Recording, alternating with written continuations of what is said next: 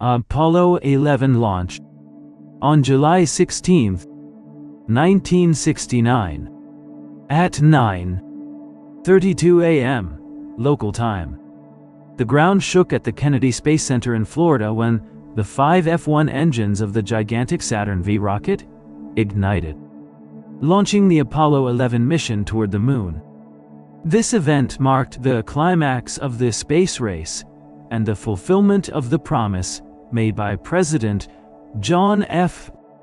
Kennedy at the beginning of the decade to send a man to the moon and return him safely before the end of the 60s.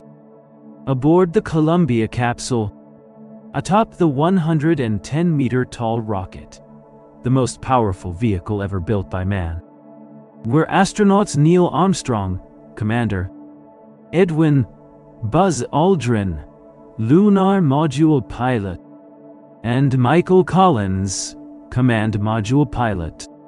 The launch was watched in person by about 1 million people on nearby beaches and roads, and by hundreds of millions via television around the globe, uniting humanity in a moment of shared wonder. The ascent was perfect. In just 12 minutes, the spacecraft was in Earth orbit, and shortly after, performed the translunar injection, leaving Earth's gravity to begin the 3-day journey to the natural satellite. The Apollo 11 mission was not just a feat of engineering, but an act of extreme daring. The astronauts traveled with computing technology inferior to that of a modern smartphone, relying on precise physical calculations and human courage.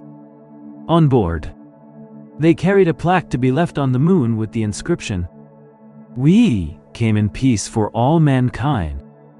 The successful launch of July 16 was the crucial first step for the historic landing that would occur 4 days later, transforming our perception of the limits of human exploration.